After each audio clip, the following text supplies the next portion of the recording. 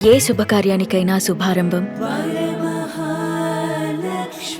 Especially Savitramma తీసుకునే జాగ్రత్తలు అంటే ఏంటి? ఆమె శారీ, బ్లౌజెస్, ఆమె జ్యువెలరీ సినిమాలలో అసలుకి వేరే లెవెల్లో ఉంటాయి. అవును. ఆమె ప్రతిదీ కూడా ఎలాంటి జాగ్రత్తలు తీసుకుంటారు, ఎలా మాట్లాడతారు? ఆ మేడం వచ్చి చెప్పాలంటే అండి, అసలు నాకు ఇండస్ట్రీలో చాలా నా లక్కీ లైఫ్.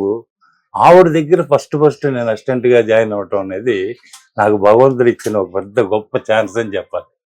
ఎందుకంటే ఎంత క్వైట్ అంటే చెప్పలేనంత క్వైట్. ఏ రకమైనటువంటి ఇరిటేషన్ ఏ టెక్నీషియన్ కి ఇవ్వరు ఆమె. చాలా కూల్ గా, ఆవిడకి నచ్చలేకపోతే చాలా నవ్వుతూ, సాయి అన్న ఇచ్చాడు, ఇది బాగలేదు కదా, మనకి మొన్న ఒకటి వాడాం కదా, అది తీసుకురా వేద్దాం, పర్వాలేదు అంటే ఎంత స్మూత్ చూడండి. అంటే బాగోలేదని చెప్పేది కూడా ఎంత స్మూత్ నవ్వుతూ చెబుతూ. అందులోనూ ఆవిడ ఇంటికి వెళితే ఆవిడ ఇంకంతే భోజనాలు, టిఫిన్లు అన్నీ అక్కడే చేసేవాళ్ళ. ఏమి అబ్జెక్షన్ లేదు, అంత ఫ్రీడమ్.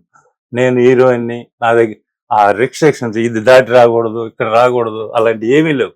ఆవిడ ఆటోమేటిక్గా ఆవిడతో పాటు ఇంట్లో తిరుగుతాం, ఆవిడతో పాటు ఉంటాం, మాకు పక్క మేకప్ వేసుకుంటా ఉంటే తిరుగుతూ ఉంటాం. సో అంత ఫ్రీడమ్, అంత గొప్ప ఆర్టిస్ట్ ఆవిడ. ఇంకా ఆవిడ గురించి చెప్పాలంటే అది నా అదృష్టం. సార్ ఇప్పుడు సినిమాలో అంటే ఆ సినిమాకి పరిమితం కాబట్టి ఆ కాస్ట్యూమ్స్ డిజైన్ చేస్తారు. బట్ పర్సనల్ లైఫ్ లో వాళ్ళు కట్టే చీరలు చాలా అద్భుతంగా ఉంటాయి.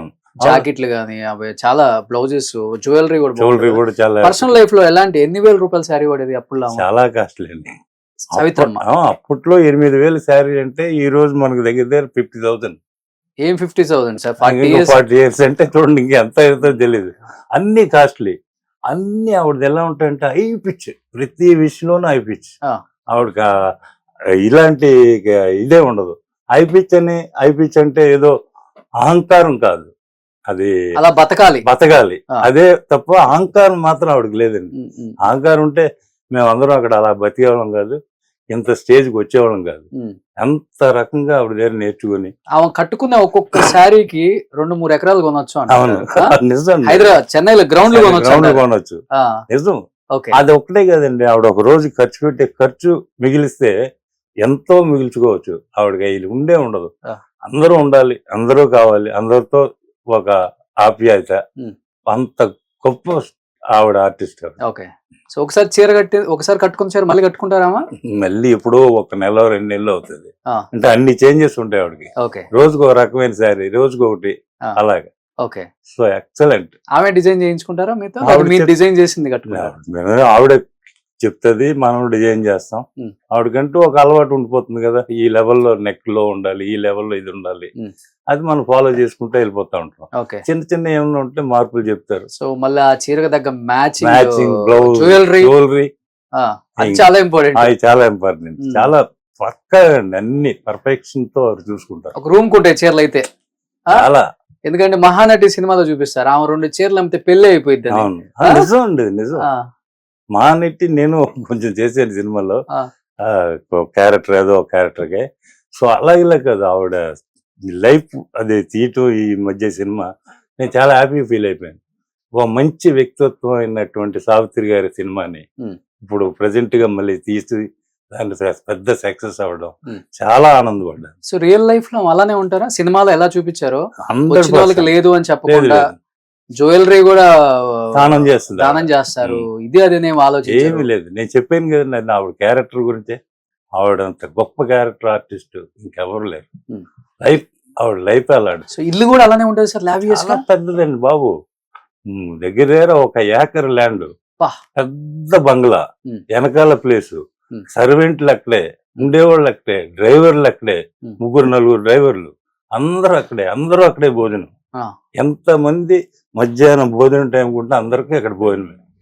ఇంకేమి అబ్జెక్షన్ ఉండదు అక్కడ. వెండి స్విమ్మింగ్ పూల్ కూడా స్విమ్మింగ్. ఓకే. చెప్పిన రాయల్ అండి, ఓకే. రాయల్ లైఫ్ ఆవిడ అనిపించింది. అంత రాయల్ లైఫ్ నాకు తెలిసి తెలుగు ఇండస్ట్రీలో ఏ హీరోయిన్ కూడా, ఓల్డెన్ హీరోయిన్స్ కూడా ఎవరు లేరని నేను అనుకుంటున్నా ఆవిడ చేసిన. బట్ అలా చూసిన మహానటి సావిత్రిని అంటే అన్ని వేల చీరలు, అంత బంగారం, అంత లావిష్ లైఫ్, కార్లు, వెండి స్విమ్మింగ్ పూల్స్, ఒక్కసారిగా సావిత్రమ్మ జీవితం ఇలా చూసేసరికి ఏమనిపించింది మీకు? కళ్ళతో చూసుంటారు కాబట్టి. చాలా ఇబ్బంది పడిపోయాం సార్. ఎందుకంటే భరించలేకపోయాం. అన్నం తిన్న ఇంటి దగ్గర ఏంట్రా ఈ పరిస్థితి అనేది మాకే బాధేస్తుంది. ఉమ్. బట్ ఏం చేయలేం. అది సిచ్యువేషన్స్ ఇంకా మనం అంతకు మించి మాట్లాడలేం కదా. 1 by 1 అన్ని అమ్ముకుంటూ వచ్చారా? అన్ని ఆ? ఉమ్. చాలా అంటే ఇంక మనం డీప్గా వెళ్ళాం మిగతా విషయాలకి. బట్ ఆవిడ అలాగ అవుతారని మేము ఊహించలేదు. కానీ మీ కళ్ళతో చూసిన సావిత్రి గారు ఎలా ఉన్నారు ఆ టైంకి? తట్టుకోగలిగారా? కంట్రోల్ చేసుకున్నారా మీరు?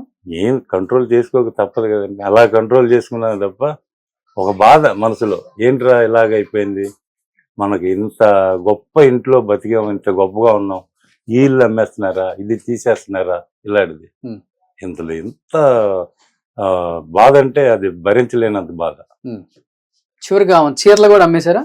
చీరలు అన్ని ఇంకేమి ఇంకా ఆవిడ మైండ్ లో ఏమి ఇంక లేదు. అది ఆ స్టేజ్కి వెళ్ళిపోయారు ఆమె.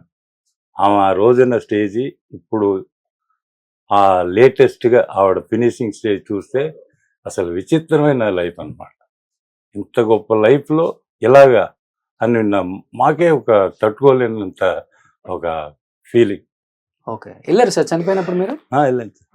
ఎంత ఉన్నారు అప్పుడు? అమ్మ అందరూ చెప్పారు ఇంత ఎంత అయిపోయారని. చిన్న పిల్లలు స్లిమ్ అయిపోయి అసలు ఆవిడేనా అనిపించేసింది మాకు. అంటే ప్రాక్టికల్ గా మేము డైలీ ఒక నెలకు ఒకసారైనా కలుస్తూ ఉండటంతో చూస్తే ఆవిడ స్లిమ్ అయిపోతా ఉన్నారు. ఏంటి ఏంటి అనే ఒక ఫీలింగ్ మాకు. రాను రాను రాను రాను అలాగా చాలా స్లిమ్ అయిపోయి అసలు ఊహించలేని లెవెల్కి అయిపోయారు. బట్ ఆ రోజుల్లో సార్ ఏ హీరోయిన్ నేను వేరే వాళ్ళు వాడే కన్నా ముందు నేనే ఈ స్టైల్ వాడాలి, బ్లౌజ్ కావచ్చు, శారీ స్టైల్ కావచ్చు, అలా ఎక్కువ జాగ్రత్తలు తీసుకునే హీరోయిన్ అంటే ఎవరి పేరు చెప్తారు మీరు? సావిత్రం టైంలో అంటే కొంచెం జమున గారు. జమున గారు. ఎందుకంటే ఆవిడే అప్పుడు కొంచెం టఫ్. సావిత్రి గారి టైంలో అంటే జమున గారే కొంచెం టఫ్గా ఉండేది. అందులో సావిత్రి మేడం కి స్టైల్ కి జమున గారి స్టైల్ కి చాలా డిఫరెంట్. ఓకే, ఎందుకంటే ఈవిడ గ్లామరీస్ ఒక స్టైల్ జమున గారు, సావిత్రి గారు మేడం వచ్చి వేరే టైప్ ఆవిడ.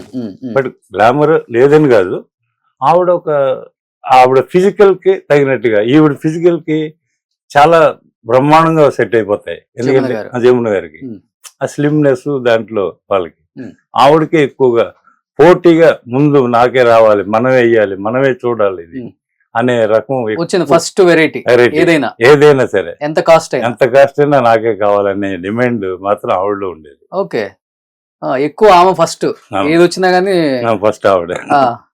సో సావిత్రమ్మ ఈ స్టైల్ పడుతుంది, అలాంటి స్టైల్ నాకు కావాలని తీసుకునే హీరోయిన్స్ కూడా ఉంటారు.